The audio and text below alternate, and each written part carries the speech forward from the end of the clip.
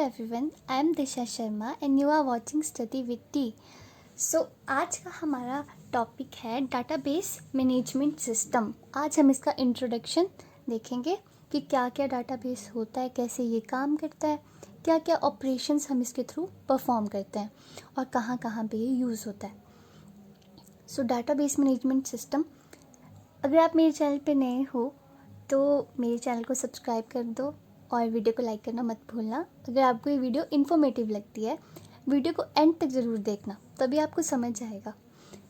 तो database management system, a well organised collection of data that are related in a meaningful way which can be accessed by different users but stored only once. सबसे पहले database management system एक computerised data keeping system होता है। जैसे पहले हम registers में files में लिखते थे और आज भी कई बार लिखते हैं, लेकिन जब बहुत ज़्यादा अमाउंट में, जैसे अगर हमें किसी कंपनी का डाटा स्टोर करना है तो हम अगर रजिस्टर्स लगे बनाने, तब तो हम बहुत ज़्यादा बार मिस्टेक्स करेंगे, बहुत ज़्यादा घंटे लग जाएंगे हमें काम करने में। तो जो कंप्यूटराइज सिस्टम होता है वो ज़्यादा ईजी रहता है, उससे हमारा टाइम बचता है ना, और हमारा पेपर भी बचता है। इलेक्ट्रॉनिकली हम चीज़ों को सेव कर पाते हैं, तो इसीलिए हम डाटाबेस को यूज़ करते हैं। तो इसमें क्या होता है कि जो हमारा डाटा होता है उसे एकदम ऑर्गेनाइज करके रखा जाता है, ताकि वो रिट्रीव करने में भी बहुत आसानी हो, है ना, और उसे स्टोर भी इजीली कर सकें, वो इरेज भी ना हो, वो कंसिस्टेंट रहे, सिक्योर रहे। इसलिए हम डाटाबेस मैनेजमेंट को यूज़ करते हैं। ये एक सॉफ्टवेयर होता है डाटा को स्टोर करने के लिए, डाटा को कीप करने के लिए। डाटाबेस की डायग्राम देखते हैं। Data related to each other, for example ये data 1, data 2 and so on, बहुत सारे डाटा, इनको ऑर्गेनाइज किया जाता है डाटाबेस में, और फिर इस डाटाबेस को एक टाइम पे बहुत सारे यूज़र्स एक्सेस कर सकते हैं। ये डाटाबेस का फ़ायदा होता है। अगर हमारे पास मैनुअल सिस्टम होता तो एक रजिस्टर को एक टाइम पे एक ही आदमी देख सकता था, उसे बहुत सारे लोग एक्सेस नहीं कर सकते थे उस इन्फॉर्मेशन को। फॉर एग्ज़ाम्पल, अगर हमारे पास कोई मैनुअल सी डायरी है, उसमें बहुत सारे नंबर लिखे हुए हैं, तो उस डायरी को एक टाइम पे एक ही आदमी पढ़ सकता है और एक ही आदमी उसको सर्च कर सकता है, और उसमें टाइम भी बहुत ज़्यादा लगेगा। लेकिन डाटाबेस मैनेजमेंट सिस्टम क्या ये फ़ायदा होता है कि इसमें बहुत सारे यूज़र्स एक टाइम पे इसे एक्सेस कर सकते हैं, और बहुत सारे यूज़र्स विद इन सेकेंड्स हम इंफॉर्मेशन को फाइंड कर सकते हैं। जो भी हमने डाटा इसमें स्टोर किया है, जैसे भी तरह से, वो सारा हम इजीली एक्सेस कर सकते हैं, रिट्रीव कर सकते हैं। उसके बाद देखते हैं कि डाटाबेस क्या क्या ऑपरेशंस परफॉर्म करता है।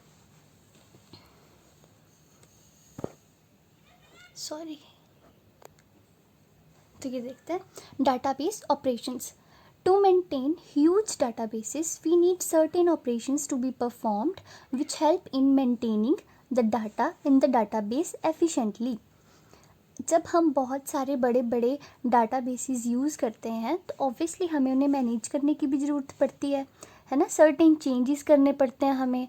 हो सकता है अगर हमने कोई डाटा स्टोर किया है, उसमें हमें कोई नया डाटा इंसर्ट करना है, कुछ सिलेक्ट करना है, कुछ देखना है, कुछ अपडेट करना है, कुछ डिलीट करना है उस डाटा में।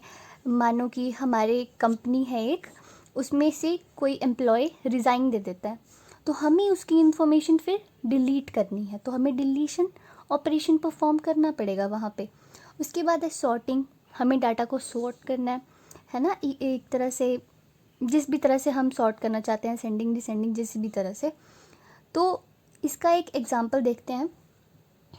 जैसे हमारी टेलीफोन डायरेक्टरी होती है ना, उसमें हम कोई भी नया कॉन्टैक्ट ऐड करते हैं, है ना, इंसर्ट करते हैं, या कोई भी हमें कॉन्टैक्ट देखना है या अपडेट करना है। मानो किसी ने अपना नंबर चेंज कर लिया है तो हमने उसका नंबर अपडेट करना है, या हमें किसी का नंबर डिलीट करना है, या हमें सॉर्ट करना है, मतलब असेंडिंग टू डिसेंडिंग, मतलब जिस तरह से होते हैं ना। अगर हमारा जो कॉन्टैक्ट होता है फ़ोन में, उसमें देखना स्टार्टिंग में ए से आता है, मतलब A to Z, उसे उस मैनर में आता है वो, तो वो सॉर्टेड है उस तरह से। उसके बाद देखते हैं हम डाटाबेस की एप्लीकेशंस, कि डाटाबेस यूज़ कहाँ कहाँ करते हैं हम। तो बैंकिंग में यूज़ करते हैं, बैंकिंग में हमारी जितने भी हमारे ट्रांजैक्शंस होती हैं, हमारे अकाउंट की डिटेल्स वगैरह होती हैं, वो सभी डाटाबेस में स्टोर होती हैं। यूनिवर्सिटीज़ में यूज़ होता है डाटाबेस जब हमें बहुत सारे स्टूडेंट्स की इंफॉर्मेशन को सेव करना होता है, उनको स्टोर करना होता है। उसके बाद एयरलाइंस में जब हमारी टिकट्स बुक करते हैं या जो भी डिटेल्स होती हैं, वो सभी कामों में भी, मतलब एयरलाइंस में भी हम डाटाबेस मैनेजमेंट सिस्टम को यूज़ करते हैं ताकि हमारा काम इजीली और जल्दी हो सके।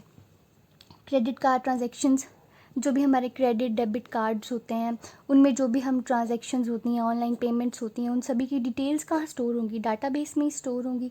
उसके बाद सेल्स में, जैसे हम ऑनलाइन शॉपिंग करते हैं, कोई भी प्रोडक्ट लेते हैं, तो जिस भी साइट से हम लेंगे उनका भी एक डाटाबेस होता है जहाँ पे वो इन्फॉर्मेशन को स्टोर करके रखते हैं।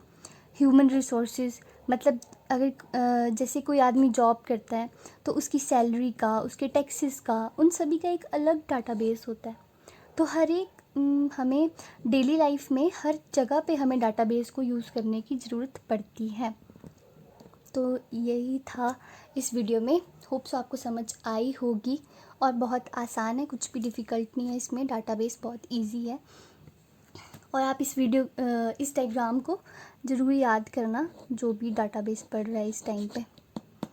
Thank you so much for watching, और as usual keep learning and must subscribe to my channel. Thank you.